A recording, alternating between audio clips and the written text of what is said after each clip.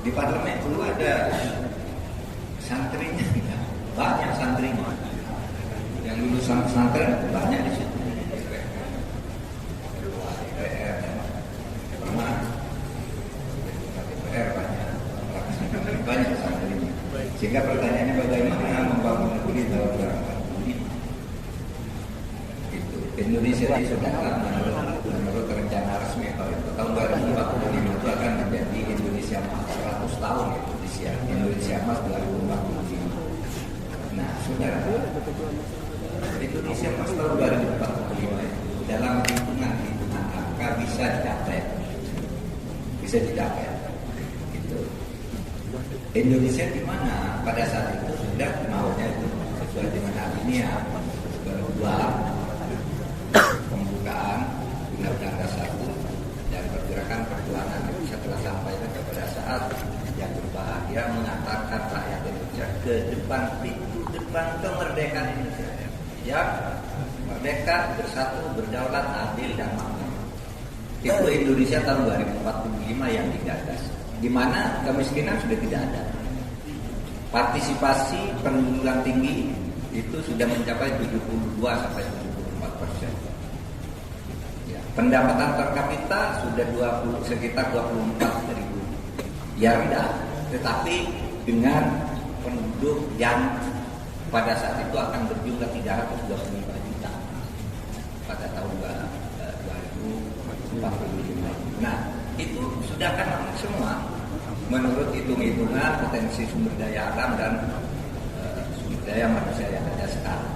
Tetapi itu kalau kita sampai ke tahun 2045, oleh sebab itu menuju tahun 2045 itu tidak bisa kita hanya menggunakan hitungan ekonomi seperti itu, bahwa utang kita sekian, nanti sesudah reboisasi itu sekian, jumlah kekayaan kita sekian, yang hilirisasi sudah mencapai sekian, rumah sakit kita sekian, laut kita sudah dikelola dengan pola kemaritiman sekian, bukan hanya sebagai laut sebagai fakta geologis, tetapi kemaritiman, yaitu kemanfaatan ekonomis sudah sekian dihitung semua. Tapi tidak cukup itu, saudara. Iya, kalau kita sampai ke sana, bisa tidak pecah ke sana? Bisa. Karena sekarang ini tantangan terhadap kita itu pertama secara geopolitik. Secara geopolitik kita dikepung oleh kekuatan-kekuatan besar yang ingin memecah belah kita.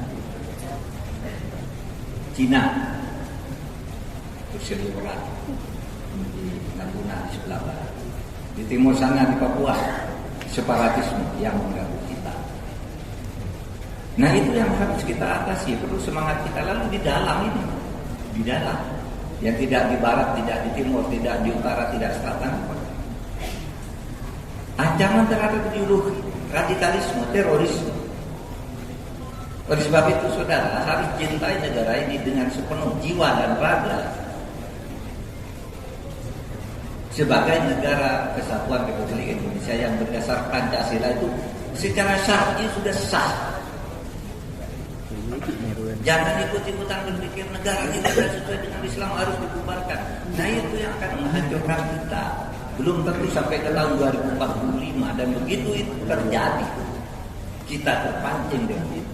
Dan kita tunduk dengan itu, maka negara ini akan hancur. Oleh sebab itu, mari saudara yang generasi muda itu kan tidak semuanya jadi tentara yang menjaga itu tingkat menjaga di Papua dan sebagainya, melawan separatisme, melawan seliwerannya kekuatan asing. Itu banyak di Natuna itu ya kapalan ini, kapal lain, Cina dan sebagainya masuk berseliweran di sana. Sementara kita ada kewalahan. Cina itu ya tetap aja klaim itu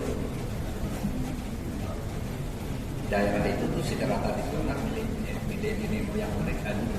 Meskipun oleh PBB sudah dibatalkan, tidak boleh ada klaim begitu.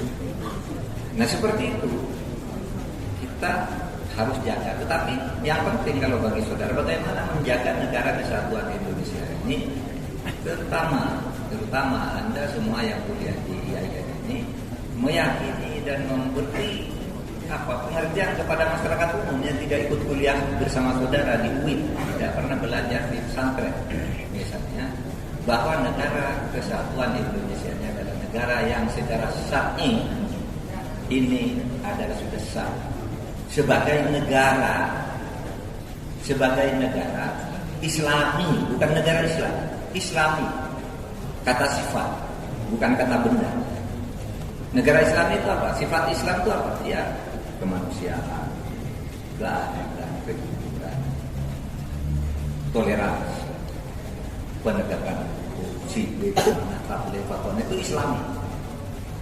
Sehingga tidak harus bernama negara Islam, tapi kita hidupkan nilai-nilai Islami di dalam hidup bersama itu. Karena ini bangsa kita ini bangsa, sehingga bangsa itu ya seperti itu yang didirikan oleh Nabi Muhammad di Madinah itu kan bangsa. Ada orang Yahudinya, ada orang Nasraninya, ya orang Islamnya banyak. Ada agama-agama yang macam-macam, kepercayaan lokal. Tapi Nabi dibangun sebagai sebuah bangsa, sehingga ketika Nabi berperang Uhud yang kemudian menjadi sejarah yang agak mengerikan itu, ada seorang Yahudi ikut berperang bersama Nabi, namanya Muhairib. Muhairib itu orang Yahudi tapi ikut rombongan tentara Islam, tentara Nabi Muhammad, dan gugur di medan perang Uhud. Ketika ditanya, kenapa kamu kok ikut perang? Ini kan kaum muslimin. Tidak apa-apa, saya membela tanah air saya, Madinah. Saya ikut Nabi Muhammad. Apa kamu mau Islam? Tidak, saya tidak mau masuk Islam. Sehingga ketika dia mau berangkat perang itu sudah berwasiat, kalau saya mati di medan Uhud, seluruh harta saya serahkan kepada Nabi Muhammad untuk gunakan perjuangan negara Madinah, bangsa kita. Selama ini kan seakan-akan kalau Islam eksklusif Islam semua, itu ada bahaya itu. Pada saat mati itu Muhairib berpesan, saya tetap saja dikuburkan secara orang Yahudi meskipun saya gugur di medan Uhud. Nah, itu inklusivisme, kosmopolitanisme untuk membela negara.